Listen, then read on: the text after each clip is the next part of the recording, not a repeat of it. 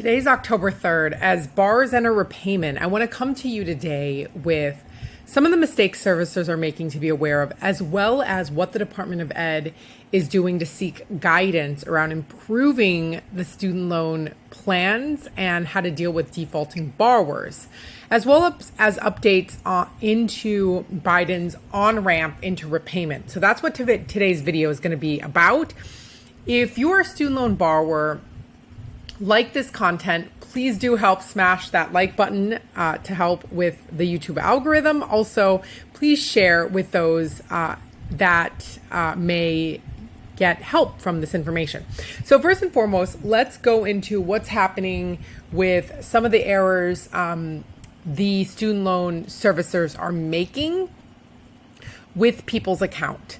They are miscalculating the monthly payment, okay? That's a huge thing we're seeing.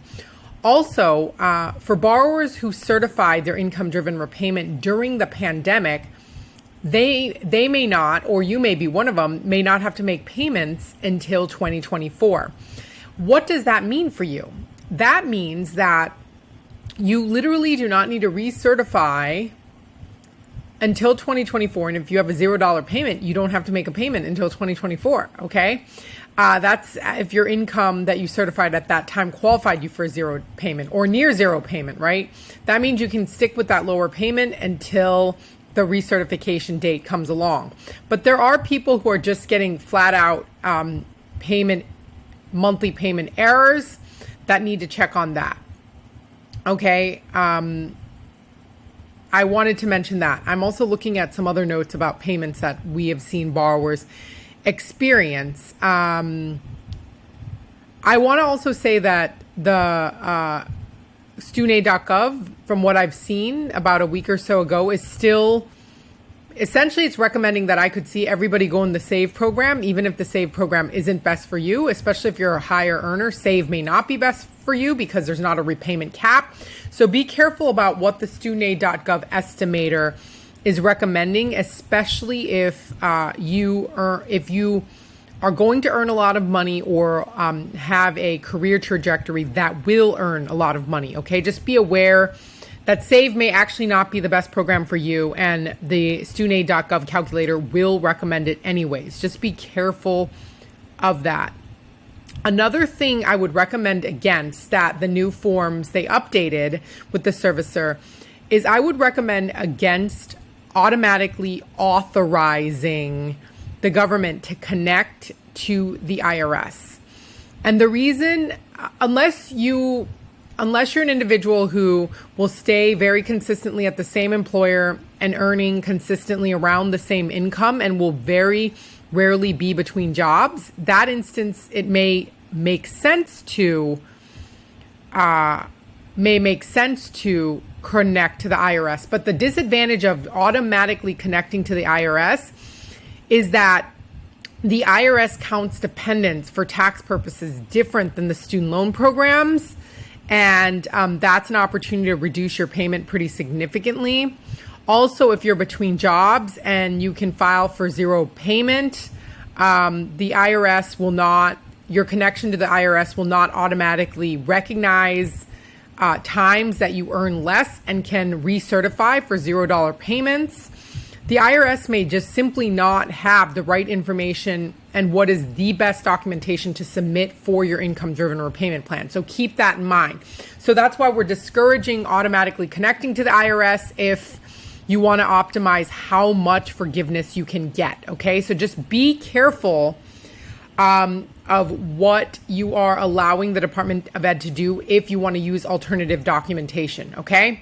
So I would put no, that you do not authorize that if you are an individual that wants to increase the amount of forgiveness you can get through submitting alternative documentation over time. Okay, so I wanted to put those flags as alerts. If you come through LoanSense, we will automatically do this for you in our paperwork enrollment process. We will automatically help you with the alternative documentation to get the best student loan repayment program. So if you come to us, we'll automatically do that. So I wanted to put that out there. Okay. Additionally, now let's talk about what is the Department of Ed doing Oh, by the way, if you suspect, real quick before I go to the Department of Ed news, if you suspect your servicer is calculating your payment incorrectly, you should come and get a free analysis at myloansense.com. We can help you understand what the payment should be, as well as what the best documentation is to submit to receive that payment, okay? So if you're getting something where you're like, this is outrageous, this is so high, what's happening? We can definitely help there, okay? Again, myloansense.com. Now let's talk about what the U.S. Department of Ed is doing. They're recruiting. They recruited already. I considered applying, but then I decided not to. But they have recruited a committee that is going to meet October 10th and 11th to discuss issues like, for example, many borrowers have seen their balances grow due to an accrual of unpaid interest, because before Buy and Save program, if you didn't make the payment, the balance would just grow and grow and grow, right? And so now there are borrowers who have higher balances than what they even originally borrowed. And how can the government set them up for more success? That's one topic that's going to be discussed. Another topic is how about people who are eligible for forgiveness and just don't apply, right? Or eligible to get their payments forgiven under income-driven plans or just do not apply, or qualify for income-driven plans and just do not apply, okay? Which is huge, and we can help people with that. And we're capturing a lot of people right now through the mortgage lending process, which I'm super excited about. But essentially, if you qualify and you really need to be on an income-driven plan, that is something that you should consider if accelerating your repayment is not possible. I'm going to link the video of should I pay less or should I pay more here so that you can understand what strategy is best for you, okay? I can go into that, but then it's going to be a whole nother video. So I'm going to link it up here so that you could see that and understand what strategy is best for you based on your situation. Is it better to add more to your monthly payment and get out of debt sooner, or is it better to consider an income-driven plan and pay less and access forgiveness, okay? What should you do? What are the rules of thumb? We provide that. Okay. Also, the third point of topic is, what if people attended programs like that? We have Borrower Defense right now, programs that got in a lot of debt but actually provided very little financial value for those degrees. What should the department do about that? And then also, how about borrowers who entered repayment very early before the government provided any benefits to help with repayment and they experienced hardship? What should the Department of Ed do to make up for the hardship those borrowers have experienced, right? And so how should the department treat those loans? And also, should there be additional benefits for borrowers who experience hardship early on? And then, of course, the last topic listed here is borrowers who experience, well, we talked about the hardship, but what are potential hardships that borrowers may continue to face, and how can they address those hardships that borrowers may have? Another huge part that they're going to address in the negotiated rulemaking is understanding how the government should address borrowers who continue to remain in default. The reason that's such a huge problem right now is because about a seventh of all the 45 million borrowers were in default prior to payments being put on pause. And what happens when borrowers are in default is the government actually pays more money to collect the debt than the amount of money they will ever get back. So it's a very bad business for the government because they're losing so much money. We're using a lot of tax dollars to chase people down for debt that they will never pay. And we've seen it now for decades where the government's spending more on collections than they will ever get back, okay? So now the Department of Ed is trying to think, what do we do in our debt collections process so that the government isn't incurring all these costs to collect debt and now also putting undue hardship on debtors? So what can they do to improve the debt collection process? I don't know if you know, but if you go into default, before this pandemic pause, the government would tag 17.92% interest based on your principal balance, 17%, almost 18% of your principal balance as a fee, which is crazy.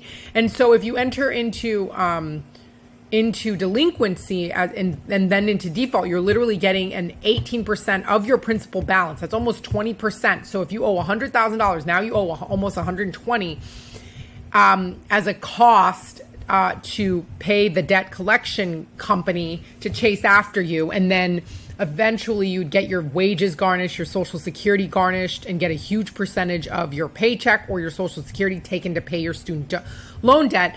And so what can the system do to improve that? Because not only is that extremely costly, but it's not even procuring, even with those really crazy draconian measures the government has put in place, it's still unable to collect the amount of money that it needs to even pay back these debt collectors. So it's a bad system and we need to improve it. So that's what this committee is doing. I will definitely report on what the outcomes are because it will directly impact student loan borrowers over time, maybe not immediately.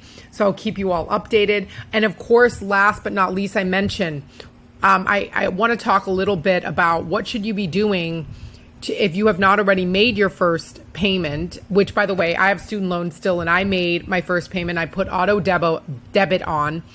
Definitely turn on auto debit, okay? If there are issues with the payment amount and it's too high and you need help, please come to us. But the average student loan borrower that's going into repayment right now, the average I'm reading from Politico is $21,000. But of course, there is significant numbers of a third owe over 50. And then of course, there's about a fourth of people that owe under 10,000.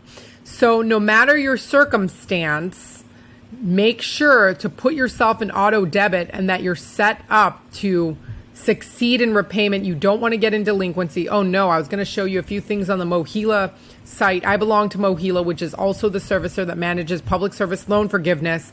So I wanted to go through a few things, but I'm going to save that for the next video since it logged me out.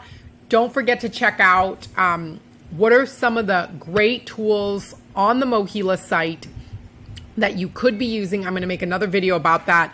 In the meantime, if you like this comment, please like, please share, please subscribe, and we cannot wait to come to you with more value to help you better manage your student loans.